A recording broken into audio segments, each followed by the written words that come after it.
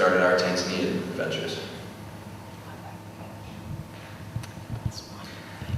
We first went to Dar es Salaam, which is very far right next to the water, and then proceeded to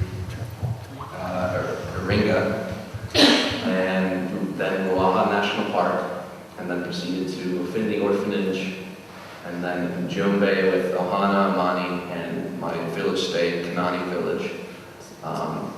And then from Kanani Village, we proceeded to the Adzungwa Mountains, and then back to Dar es Salaam, and then to Zanzibar. So here are a few photos of Dar es Salaam. As you can tell from the top left, it's pretty smoggy. There's a lot of smog there. It's tough to breathe when you're there. But these are some of the photos that I got while in Dar. The first place we stayed in Dar in Tanzania was Dar, and then we proceeded to Iringa, which is right near Ruaha National Park.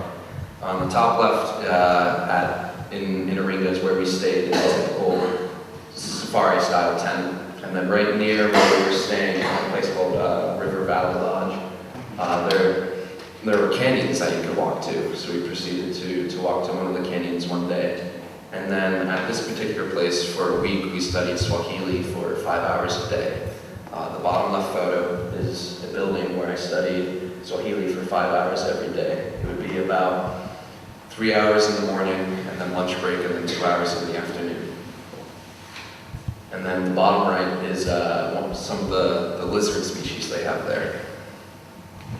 From Iringa, we proceeded to Ruaha National Park, which was one of my most favorite places I've ever been to. It's in Tanzania, and it's absolutely gorgeous. And they have the largest population of elephants there in Tanzania at Ruaha National Park. Top left is an elephant, a young bull, and we were pretty close to him, so he was a little bit aggravated with us at the time. The bottom left was a shot I got of a male lion underneath a tree in the middle of the day, just hanging out with his brother right next to him.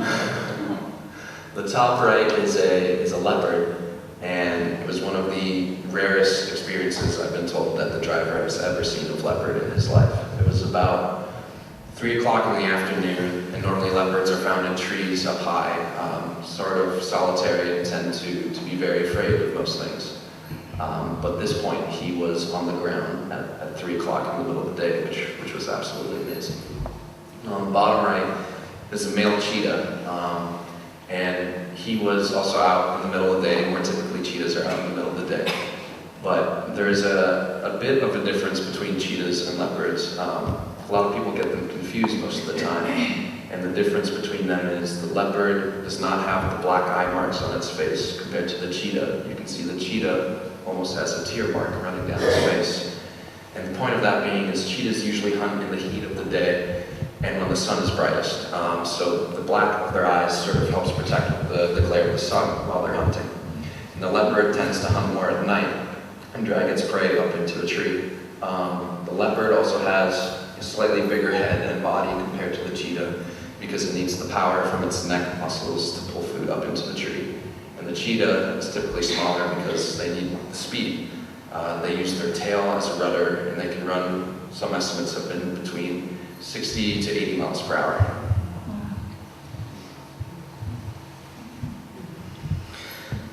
On the top left is an impala.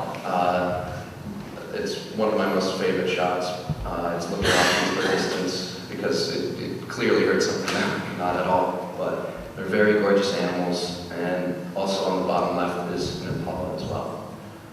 On the top right is a jackal, and we could hear them all the time. At about 5 in the morning, they make a little wop noise that you can hear for the furthest amount of distance. It's really amazing. And then on the bottom right, of course, is a hippo. But what it's doing right now is displaying how powerful it is by simply opening up its mouth to show you its teeth and how big it is. After Ruaha National Park, we went to a place called Ofindi Orphanage, which is affiliated with the a place called Fox's NGO. And what they do is they work with victims and orphans of HIV/AIDS. So we went to the Mufindi orphanage to help paint as well, paint another school, and paint more of the rooms for the children. And that's what they particularly needed with us. But yet at the same time, we were there for helping them with moral support, just to let them know that we are here for them, even with the short amount of time we were there. The top left photo is playing soccer on a hilltop, and that was one of the kids' favorite activities, and that's what they love to do, and it sort of helped them relax a little bit after the end of school. The bottom left was a village we went to, and we learned how to make the grass mats that you see on the top right. And it was this project that's a business and a microfinance project for women to make grass mats, baskets, all sorts of different grass materials, and then to sell that for money to help with them and their family, and also to help pay for the HIV/AIDS medicine that they would have to get.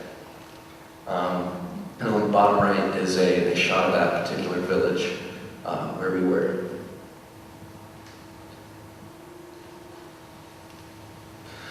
So in that particular region, it's very prevalent for HIV/AIDS. From the Mufindi orphanage site, they actually say in as early as 2002, the UN has estimated that 9% of the Eastern and Southern Africa's adult population has been infected with HIV/AIDS. The disease has left about 1 million Tanzanian children orphaned, and this is part of their mission that they're doing to try and help the families and the orphan children. The Mufindi region is now estimated to have an HIV/AIDS incidence rate exceeding 20% of the population. That is a very big number. I spoke with Jenny, who helps run the Mufindi Orphanage project, with her husband, Jeff, and they said whenever they tell that statistic to doctors or other people that they are astounded. They say that cannot be possible. It would crash the community. There would hardly be anyone able to live in that type of environment.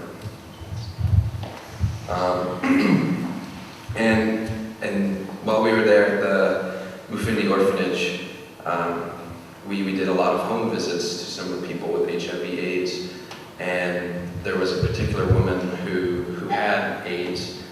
It got down to the correct T-cell amount to officially have the AIDS part of the virus, and she had the inside of her mouth was red because she had an infection in her mouth due to AIDS. And she said it was extremely painful to smile, to drink water, to eat food because of that infection in her mouth. So it's something that is absolutely horrible to live with. And a lot of people over there have to face HIV/AIDS. After spending time at the Mufindi orphanage, I then had a homestay in Kanani village in Tanzania. Top left is their kitchen, where they cook their food, and the top right is my homestay family, Mama John, Baba John, and Little John. And on the bottom left is the sign for the village, Kanani village, and Baba John's father is actually right next to me in the photo, and his stepmother is on the far right. And at the time when I was at my home visit on the bottom right, I was incredibly sick. I had, it wasn't fun. I won't go into detail, but I was pretty much knocked out for the entire week, so I wasn't able to experience the culture as much as I wanted to. After we were in Kanani, we went to the Nzungwa Mountains, and we hiked the trails there, a particular trail to the Sanje waterfalls. Bottom left is part of the actual fall, and then the top right is the hike near the top, where you have a view of the surrounding area. And then the bottom right is the area we stayed before hiking to the mountains.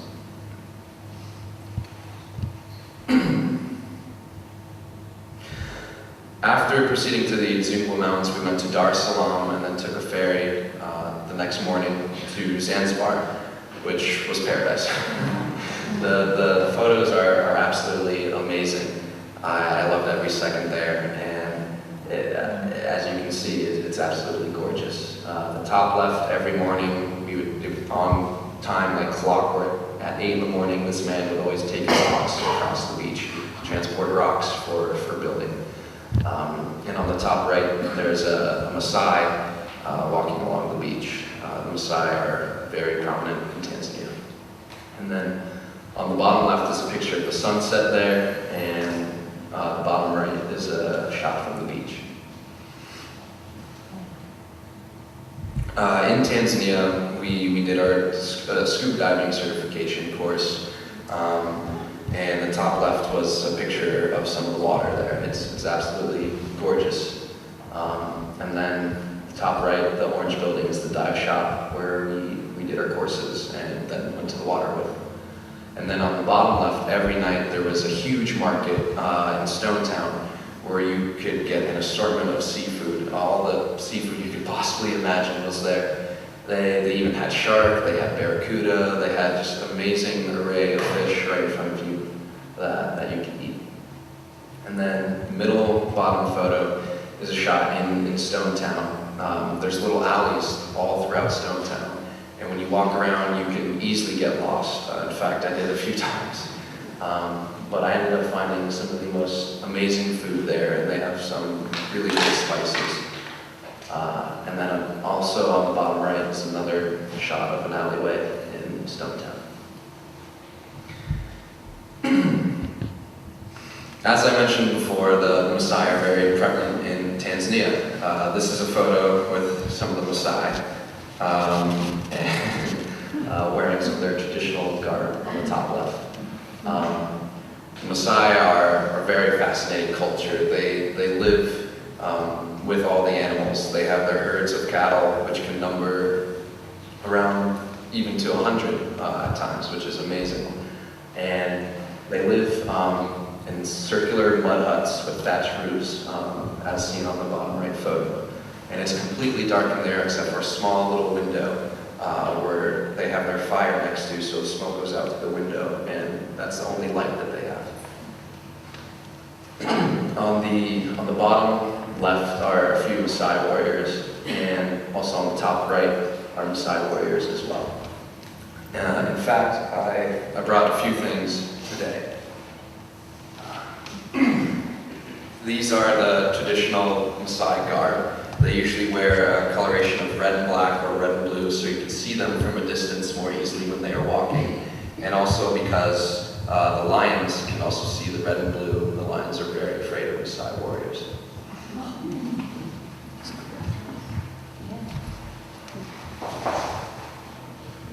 Also at times they tend to carry a very large spear, which is part of the reason why the lions are so afraid of them. They know how to use it very well, and it's pretty much molded in a lion's mind to stay away from the Maasai because of their dealings in the past.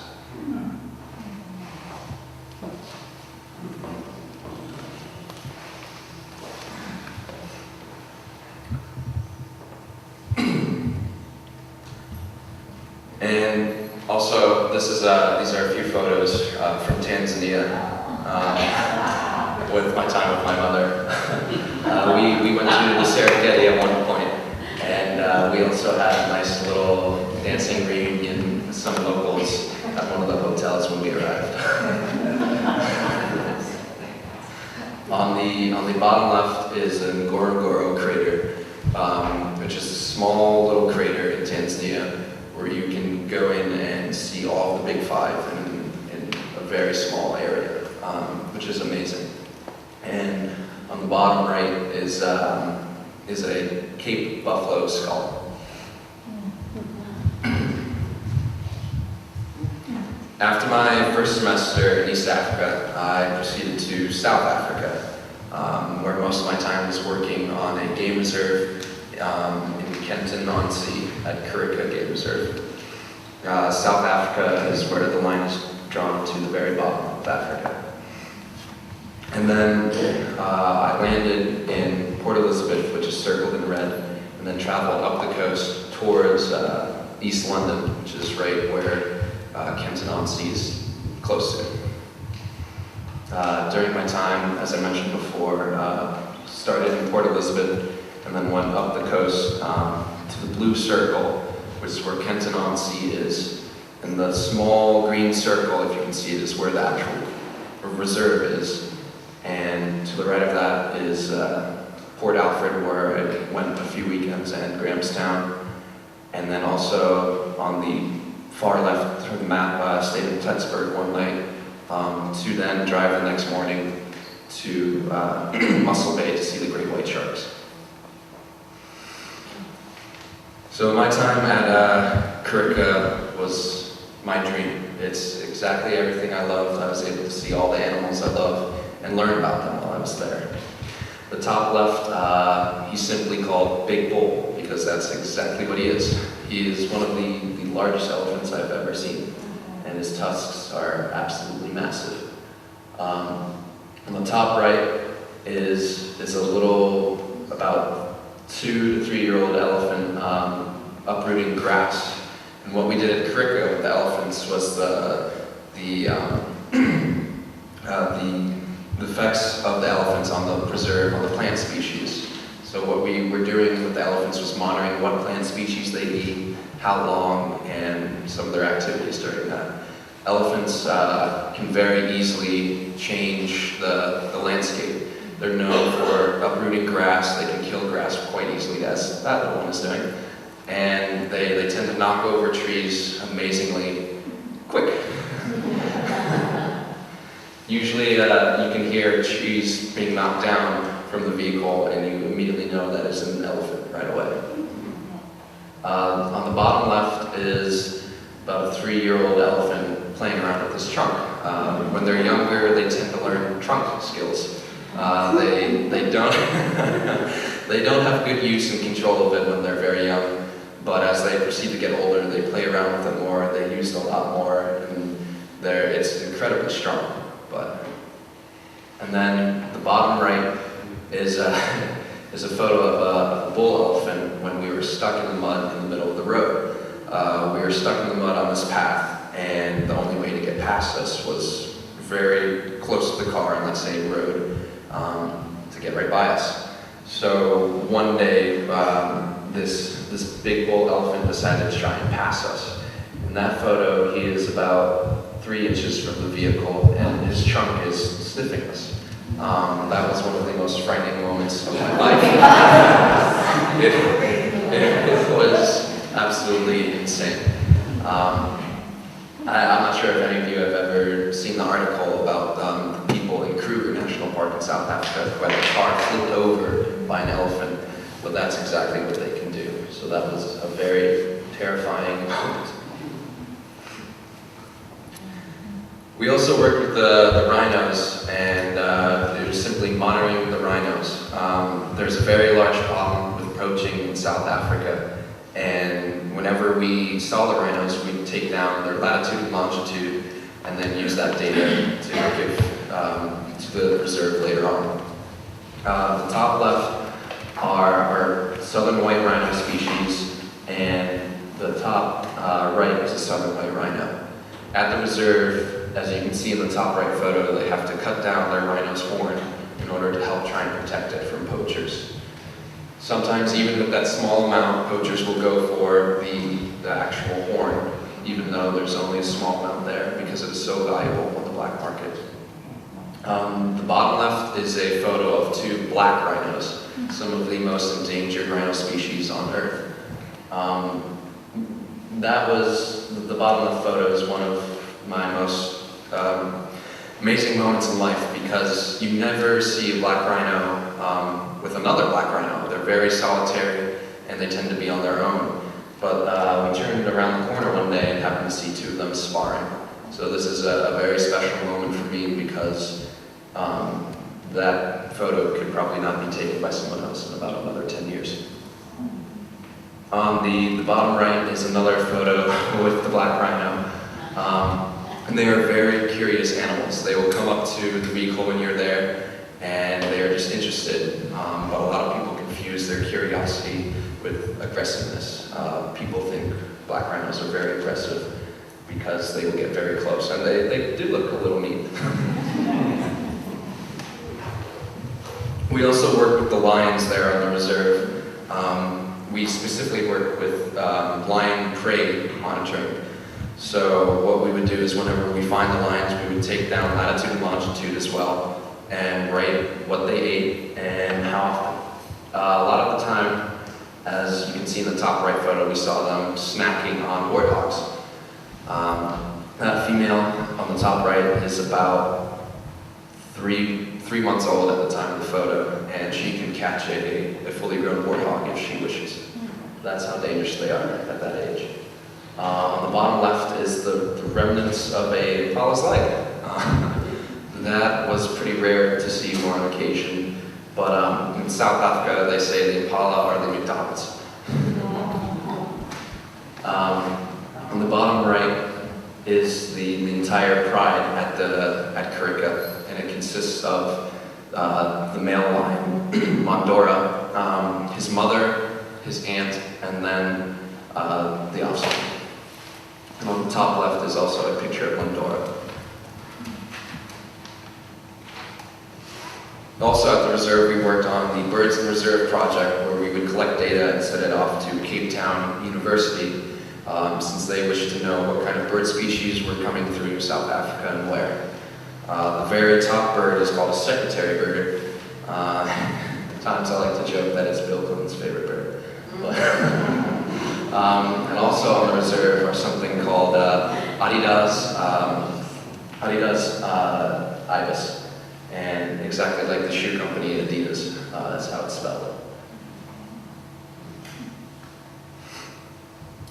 Every Wednesday we'd go and volunteer in the local community, and this particular project that we worked with was called the Clip Fountain Project. This particular man who runs this NGO, he has essentially created a new source of income for the locals, and that income is simply volunteering.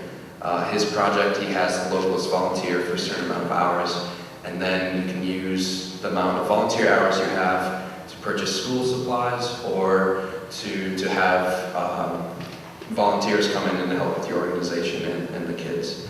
So it's very interesting what he has set up through his project, the Clip Fountain Project. And then during the trip, actually my birthday weekend, I decided to travel to Mussel Bay to see the great white sharks, and this is one of the photos that progressed from that. That is actually a very small female great white shark, probably about a year old. And that was absolutely amazing to see those animals up close and just see how powerful and scary they are. These are just a few shots coming up of animals on the reserve, and it's amazing some of the species that they have there. The top left are called blue wildebeest, but they're also called brindled ganoots. And the brindled is Afrikaans for striped, and then the ganoot is because of the sound they make. It sounds like a ganoot noise. It's really weird. The top right are warthogs, and warthogs, whenever they tend to run, it's very interesting. They always run with their tail up, and it's sort of a follow me symbol. So when one starts running and puts up its tail, the rest follow with their tails up. It's really funny to watch. On the bottom left are common eland, and they are the largest antelope species in Africa. They're extremely agile, and for their size, they can jump vertically 6 feet, no problem. On the bottom right are zebras, common zebras, and they tend to usually stick around in the woods. But also what they do for protection is they'll put their head on their buddy's shoulder to look the other way, and his friend will do the same for him. On the top left is a male impala, and another reason why they actually call them the McDonald's of Africa is because they have 3 black stripes on their bottom. 1 is on their tail and 2 are on the backs of their legs. So it looks like an M. So that's another reason why lions are loving it. On the top right are puff adders, which are a poisonous species of snake, and we had to constantly be careful when we were walking out in the field. We would do a lot of conservation work for cutting down species of tree that should not be there. And you had to constantly look out for these puff adders or else you could get bit.